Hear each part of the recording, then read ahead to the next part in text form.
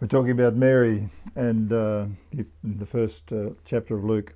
Just been reading this book here by an Australian journalist called Greg Sheridan, and he's got a chapter on Mary, and he says she's probably the most influential and most loved woman in history. I never really thought of her like that. Now, we tend to think, a lot of people tend to think, oh, she's gone to that fixed figure in a Catholic church in statues.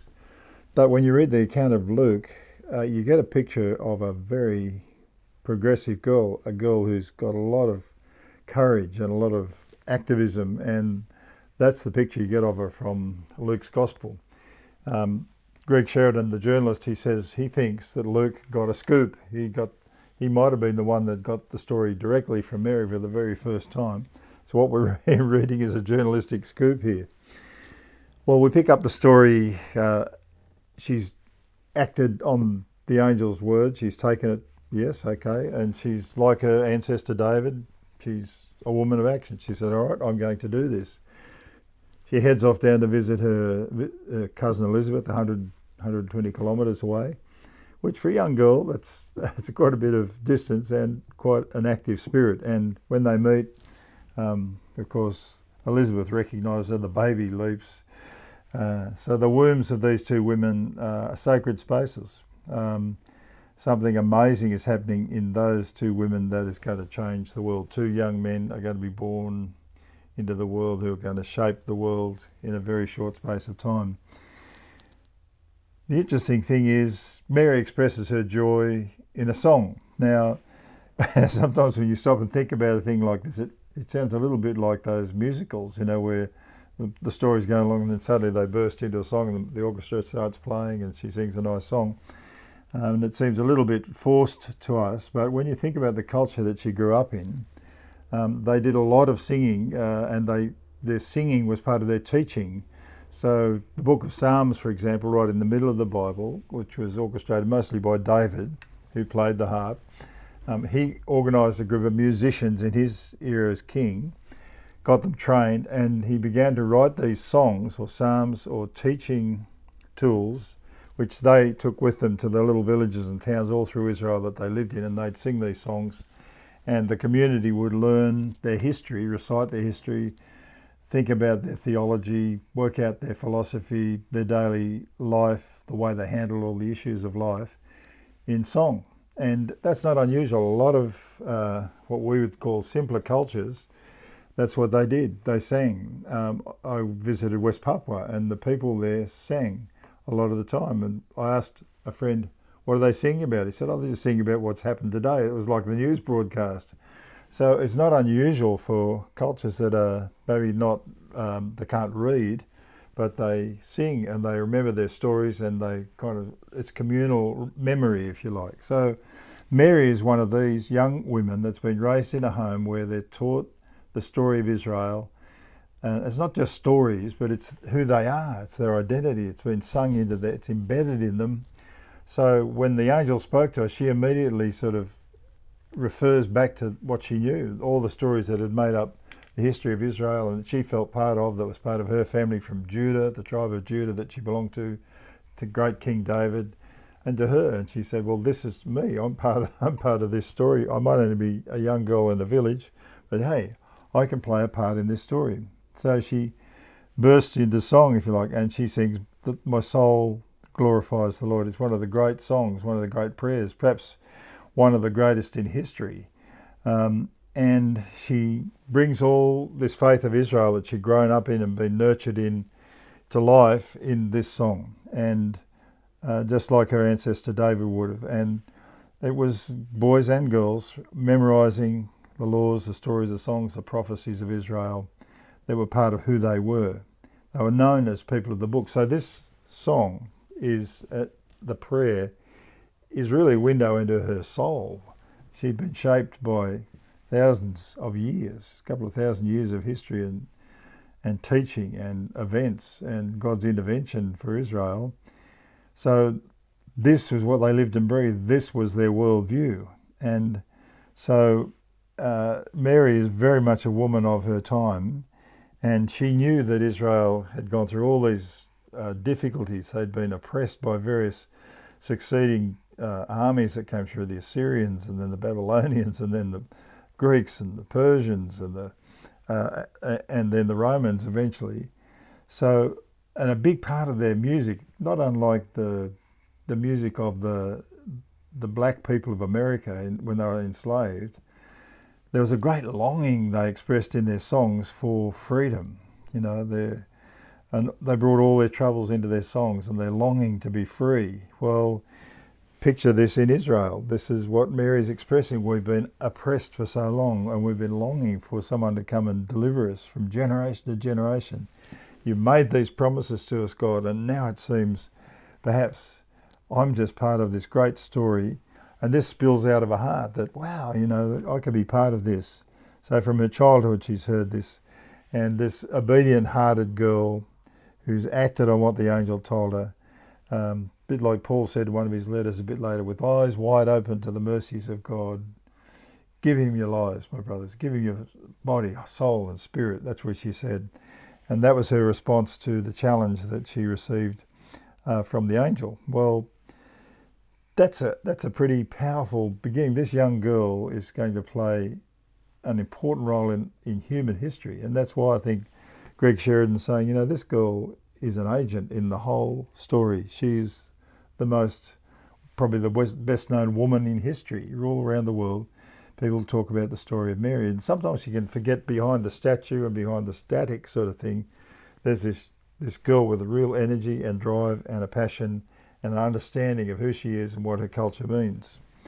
Well, when the time, it says, came for Elizabeth to have, this is in verse 57 of chapter 1, she gave birth to a son, and of course there's great rejoicing, and she saw it as a great gift from God, and they shared her joy. And you remember, of course, in the story that poor old Zechariah, he's been dumb for 9 months. Because he sort of distrusted what the angel said. And the time came to name him, and of course, normally they would have chosen a name out of the family, but they thought he was going to be named Zechariah after his dad or his ancestors. But she says, no, he's going to be called John. The remarkable late arrival of this baby to Elizabeth and Zechariah is not accepted as a freak of nature, but it's really a singular blessing, and their close-knit circle comes around the old couple. And it's got a bit of an echo of Abraham and Sarah, if you know the story from the Old Testament, the beginnings of Israel, that an old couple had a child, Isaac, and they called him Laughter, because in the end they said, this is sort of one of God's, he's got a sense of humour, that an old bloke and an old lady had this baby. So they named their son Laughter, sort of.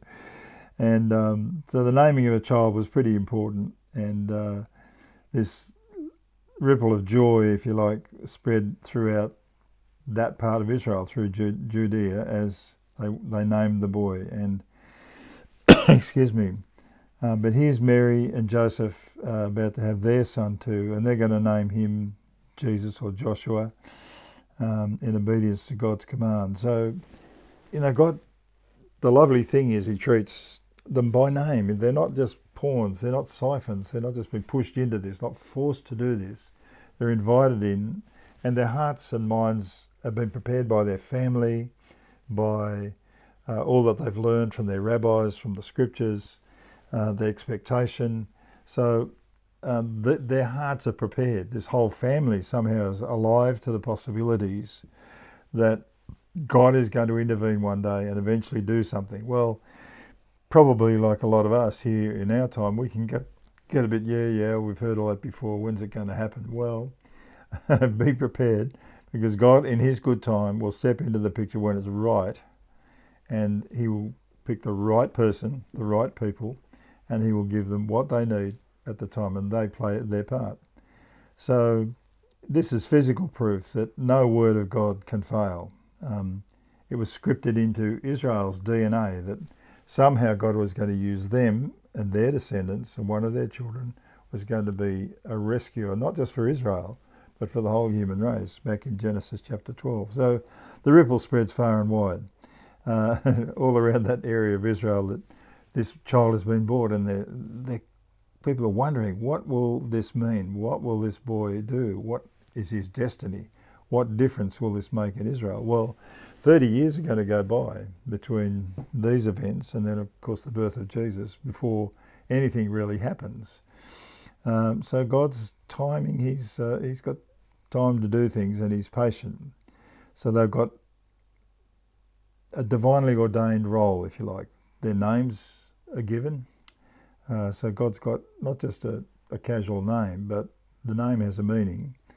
Their character comes from their genetics, if you like, also from their raising, because we know that this family is a family of robust faith. Elizabeth and Zechariah, a woman and man of faith. Joseph and Mary, a younger couple, but a woman and a man of faith. So somehow that name, the characters that go with it, and the personhood of these boys and their destiny is kind of coming together all in this moment. So the story of poor old Zechariah's tongue is finally freed, and he's able to join in the hymn, and he confirms Elizabeth's decision to name the boy, and it electrifies the whole region, and it signals that something portentous is going to happen, something unusual, and so people begin to watch this young boy. John was a child prodigy and obviously aware of a great destiny. So Zechariah, he joins in the hymn. I'll just switch to my next little note here, and let me see, here it comes. Prophets, it says he prophesied, and that's a bit different to just singing a song or a hymn, but the role of the prophet would look back over history. He looked in three directions. He looks back over Israel's history, and he starts reciting all the steps that have brought them to this point historically, and that interests me because I'm a historian. So this is not just a casual event, but it's actually been anticipated. And the prophet also looks at the times that he lives in. And there was a group of one tribe in Israel, Issachar, that was known to be men who could look out and they could discern the times. They were like interpretive journalists, if you like. They were keeping an eye on what was happening with all the nations around them and what the vibe, if you like, of what was happening there. So a prophet looks back, he looks at what's happening, and then he looks forward to what could be based on these two other views, if you like. He's got this third view looking forward. And so Zechariah starts sort of talking about how all the things that have been told to the prophets in Israel a long time ago, and the promises that God had been made to Abraham, and that somehow it was all coming to a point, it was coming to 0 hour, and somehow God is going to deliver his people from their bondage, and because of God's mercy there's going to be this great shining light, like a shaft of light coming down through the clouds, and they've lived under pretty dark clouds for quite a long time with the various oppressors they've had, and there's going to be a shaft of light that's going to shine in the darkness. Well, there's a rich environment that they've had for a preparation, a long period of preparation where God has been preparing not only that family's hearts, but the heart of the nation to receive this great moment. And this prophet is going to speak. Now, for a long time, perhaps 300-400 years, there hadn't been a voice of a prophet in Israel. And there'd been this quite unique group of men these prophets have been building a story of what was going to happen. There's nobody like them in history. They're quite unique. The prophets of Israel are absolutely one-off. And when you put them all together, the writing prophets, it's about 700 years, and John comes, and then Jesus at the end of that. So this is quite a unique group of men, a unique piece of literature that we're reading here that's a fulfillment of all these hundreds of years of prediction. And so it's critical that the prophet himself has integrity. His life has got to resonate to the message that he preaches. So when Zechariah bursts out this long delayed promise, it's been sort of building up like a great tension under the surface in Israel, and in him personally for 9 months waiting. Suddenly he sees it, and this meeting with Gabriel, and he'd been thinking all about this, I'm sure, in that 9 months of silence, that his prophecy is deeply rooted in what he'd learned as a priest and as a teacher in Israel. and about the character of God, that God is good, that he's righteous, he's holy, and he will do what he said he will do. I wonder if I finish on this, but the promise, that this boy is going to be like Elijah, the prophet. Now that goes back about 800 years in Israel. The great prophet Elijah, that was when the last great burst of miracles had taken place in Israel, and he was this, looming large figure in Israel that stood up to the wicked king Ahab and his wife Jezebel and called down fire from heaven on the prophets who were false prophets, and he's the big number. And so one of the predictions that had been made was that before the Messiah came, Elijah is going to reappear. Well, when the angel says, your son's going to be like Elijah, you can imagine Zacharias thinking, this could be it. this could be it. And I'm sure he must have started to think about the story of Elijah and tremble with excitement. Can't you see him as the Spirit lifted his heart, and he comes out with this tremendous hymn, and the expectation that somehow he's going to be the rescuer, part of this rescue operation for Israel, and that this shaft of light was going to come down out of a dark cloud, and burst on the world, and what joy it would bring. Well, I'm sure in that period when he's thinking through the story of Elijah, don't you think that in the next 30 years, Elizabeth and Zachariah, if they lived that long, part of their teaching program would have been to tell John the Baptist the story of great Elijah, and maybe say to him, son, you've been called, God's got a plan for you, and you're going to have the spirit of the great Elijah is going to touch the whole of Israel. Well, that's where we'll pick the story up next time, because John heads off into the wilderness, and that's where he's incubated. It's a great story, isn't it?